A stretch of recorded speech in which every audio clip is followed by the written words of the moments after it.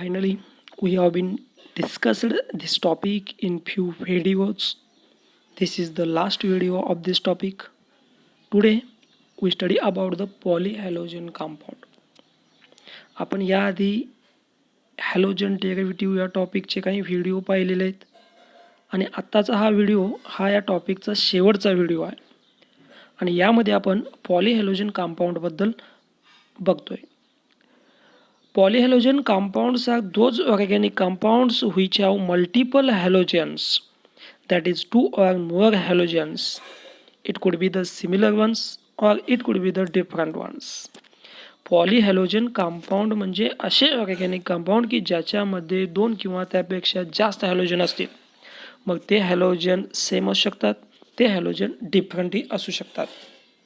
अशा पॉलीहॅलोजन कंपाऊंडचे आज आपल्याला युजेस आणि एन्व्हायरमेंटल इफेक्ट बघायचे आहे आणि त्यामधला जो पहिला पॉलीहॅलोजन कंपाऊंड आहे तो आहे डायक्लोरोमिथेन. त्यालाच मिथिलीन क्लोराईड असं सुद्धा म्हटलं जातं. त्याचा फॉर्म्युला आहे CH2Cl2. पहिल्यांदा त्याचे uses, it is the colourless volatile liquid with moderately sweet aroma. हा एक कलरलेस व्होलाटाईल लिक्विड आहे आणि याचा चांगल्या पद्धतीचा वास येतो. It is used as a solvent and used as a propellant in the aerosol. हा सॉल्वंट म्हणून सुद्धा यूज केला जातो, एरोसोलमध्ये प्रपोलंट म्हणून सुद्धा यूज केला जातो. त्यानंतर आहेत त्याचे effect, environmental effect. Over exposure to dichloromethane causes. जेव्हा याचा ओव्हर एक्सपोजर होतो तेव्हा काय काय आपल्याला होऊ शकतं? डेझिनेस म्हणजे चक्कर येणे, फटीग, थकवा, न्यूसिया, उलटी झाल्यासारखे वाटणे, हेडेक, डोकेदुखी, नंबनेस, बधिरता, वीकनेस, अशक्तपणा यासारखे डिसीज या CH2Cl2 होऊ शकतात. It is a highly dangerous if it comes in direct contact with eyes as it damages cornea. जेव्हा हा आईच्या डायरेक्ट कॉन्टॅक्टमध्ये येतो तेव्हा आईजमध्ये जो कॉर्निया असतो त्याला डॅमेज होऊ शकतं. That is a environmental effect of dichloromethane. Then second is chloroform. त्यालाच ट्रायक्लोरोमिथेन असंही म्हटलं जातं आणि त्याचा मॉलिक्युलर फॉर्म्युला CHCl3 आहे. त्याचे uses, it is the colourless liquid with sweet smell. It is used to prepare chlorofluoromethane refrigerant R22. हा एक कलरलेस लिक्विड आहे, स्वीट स्मेल आहे आणि हा क्लोरोफ्लोरोमिथेन म्हणजे रेफ्रिजरंट R22 बनवण्यासाठी यूज केला जातो. Refrigerant is a chemical put into our refrigerator for the cooling purpose. It is used as a solvent for extraction of natural product like gums, fats, resins. हा solvent म्हणून सुद्धा याच्यामध्ये एक्स्ट्रॅक्शनमध्ये use केला जातो. Then its environmental effect. It causes depression of central nervous system. जो central nervous system आहे त्याला डिप्रेशन येऊ शकतं. Inhalation chloroform for the short time causes fatigue, dizziness and headache. मग अशी सांगितलं, थकवा येणे किंवा चक्कर येणे किंवा डोकेदुखी यासारखे प्रॉब्लेम्स या क्लोरोफॉर्मनं होतात. Long exposure to chloroform may affect liver. सतत कॉन्टॅक्टमध्ये असेल तर याचा लिव्हरवरती सुद्धा इफेक्ट होतो. Chloroform when exposure to air and light form the poisonous compound phosgene. So it is stored in dark colored airtight bottles. जेव्हा क्लोरोफॉर्मचं हवेशी लाईटशी कॉन्टॅक्ट होतं तेव्हा त्याच्यामध्ये ऑक्सिडेशन होतं आणि एक पॉयझनस कंपाऊंड पोसिजिन आहे तो तयार होतो आणि म्हणून क्लोरोफॉर्म हा कधीही डार्क कलरच्या एअरटाईट बॉटलमध्ये स्टोअर केला जातो. Then next is carbon tetrachloride किंवा टेट्राक्लोरोमिथेन CCl4. त्याचे uses, it is colourless liquid with sweet smell. It is useful solvent for oils, fats, resins. It serves as a source of chlorine. It is used as a cleaning agent. हा colourless liquid आहे, sweet smell. हा solvent म्हणून use केला जातो, fats असेल, oil असेल, रेझिनसाठी. That is a source of chlorine and used as a cleaning agent. That is the uses of carbon tetrachloride. Then its environmental effect. It is highly toxic to liver. Exposure to high concentration of CCl4 can affect central nervous system and it is suspected to carcinogenic. हा लिव्हरसाठी toxic आहे. जर हाय कॉन्सन्ट्रेशनमध्ये chloroform expose झाला तर त्याचा effect central nervous सिस्टीमवरती होतो and it causes cancer causing. प्रोलॉंग्ड exposure may causes death. जर जास्तच time आपल्या लॉंग टाईम जर एक्सपोज होत असेल, कॉन्टॅक्टमध्ये असेल, तर त्याचा डेथसुद्धा होऊ शकतं. Then next iodoform, tri iodomethane. जसं क्लोरोफॉर्म होतं तसंच हा आयोडोफॉर्म CHI3. त्याची uses. It is yellow crystalline substance with disagreeable smell. हा येलो क्रिस्टलाइन सबस्टन्स आहे आणि डिसॲग्रीएबल म्हणजे नकोसा वाटतो असा त्याचा वास आहे, तापदायक वास. It is in medicine as a healing agent. हा हिलिंग एजंट म्हणजे उपचार करण्यासाठी, जखम भरून येण्यासाठी मेडिसिन म्हणून यूज केला जातो.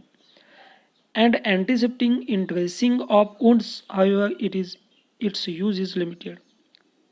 जखम असेल, घाव असेल, ड्रेसिंग करण्यासाठी हा अँटीसेप्टिक म्हणून यूज केला जातो, but its use is limited. Then its environmental effect. It causes irritation to skin and eyes. याचा स्किनवरती आणि आईजवरती जास्त इफेक्ट होतो, इरिटेशन होतं. It may causes respiratory irritation or breathing difficulty. म्हणजेच रेस्पिरेटरी सिस्टीममध्ये सुद्धा याचा इफेक्ट होतो. श्वास घेण्यासाठी अडचण किंवा प्रॉब्लेम तयार होतात. Dizziness, nausea, depression of central nervous system, visual disturbance. म्हणजे डेझिनेस असेल, न्यूसिया असेल म्हणजे चक्कर येते, उलटी झाल्यासारखे वाटणे, किंवा सेंट्रल नर्वस सिस्टीमवरती इफेक्ट होतो. व्हिज्युअल डिस्टर्बन्स, दिसण्यामध्ये सुद्धा प्रॉब्लेम येऊ शकतात. हा झाला आयोडोफॉर्म. पुढचा जो आहे तो फ्रेयॉन्स. फ्रेयॉन्स म्हणजे काय आधी दिलेला आहे. These are the organic compound of Cl and F chlorofluorocarbon, CFC. हा क्लोरीन आणि फ्लोरीनपासून बनलेला जो ऑर्गॅनिक कंपाऊंड आहे. It is commonly used as refrigerant. The common representative is difluoromethane, Freon 12.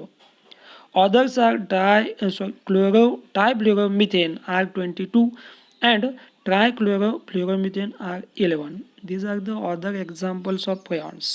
The common is the Freon 12. Then its uses. They are used as refrigerant in fridge and AC. They are used as a blowing agent in making foams and packing material. म्हणजेच refrigerant म्हणून सुद्धा use केला जातो, AC मध्ये असेल, fridge असेल. ब्लॉविंग agent म्हणून सुद्धा यूज केला जातो फोम किंवा पॅकिंग मटेरियलमध्ये. Then its environmental effect. Chlorofluorocarbons are the responsible for ozone depletion. Regular inhalation of freons result in the breathing problem, organ damage, loss of consciousness. म्हणजे याच्यापासून ओझोनचं डिप्लेशन सुद्धा होतं. आणि जर रेग्युलर इनहेलेशन होत असेल तर याच्यापासून ब्रिदिंग प्रॉब्लेम, श्वास घेण्यामध्ये प्रॉब्लेम होऊ शकतो, ऑर्गॅन डॅमेज होऊ शकतात, लॉस ऑफ कॉन्शियसनेस म्हणजे शुद्धसुद्धा हरपू शकते, देहभान आपण भान नसणे असं आपण म्हणतो. That is the environmental effect of freons. Then last one, para dichloro diphenyl trichloro ethane, that is a DDT. आपल्याला ऐकून माहीत असेल DDT. पहिल्यांदा इट्स uses. It is a colorless, tasteless and odorless crystalline compound having a insecticidal property. हा colourless आहे, tasteless आहे, odourless आहे, क्रिस्टलाइन कंपाऊंड आहे आणि इन्सेक्टिसिड्स म्हणजे कीटकनाशक आपण म्हणतो ही प्रॉपर्टी याकडं आहे DDT. It kills insects such as housefly, घरामध्ये जे मासे असतात, मॉस्किटोज मच्छर आपण म्हणतो, त्यानंतर बॉडी लाईस उवा आपण म्हणतो, यांना मारण्यासाठी हा DDT यूज केला जातो. It was used for controlling malaria and typhus, malaria असेल टायपस असेल याच्यावर कंट्रोल करण्यासाठी सुद्धा DDT हा यूज केला जातो. त्यानंतर environmental effect. Exposure to high doses of DDT may causing vomiting shakiness, vomit होऊ शकतं, शेक म्हणजे धक्का लागल्यासारखा, एक शॉक लागल्यासारखा सुद्धा होऊ शकतं. Laboratory animal studies shows the adverse effect of DDT on liver and reproduction, म्हणजे लिव्हरवरती किंवा रिप्रोडक्टिव्ह सिस्टीम जो असतो याच्यावरती ॲडवर्स इफेक्ट याचा होतो. DDT is a organic pollutant easily absorbed in soil and tends to accumulate in the ecosystem. It is easily absorbed by the skin. It is resistant to metabolism. It accumulates in fatty tissues. There is a ban on use of DDT due to all these adverse effects. म्हणजे हा एक organic pollutant आहे, skin लगेच easily absorb करू शकतो.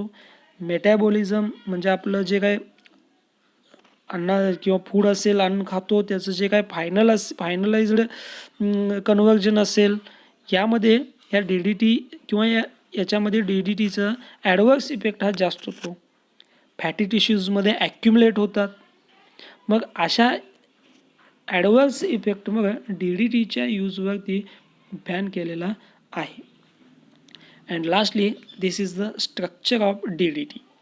हा DDTचा structure आहे. That is about the polyhalogen compounds. हे पॉलीहॅलोजन कंपाऊंड, त्याचे युजेस आणि त्याचे एन्व्हायरमेंटल इफेक्ट. थँक्यू.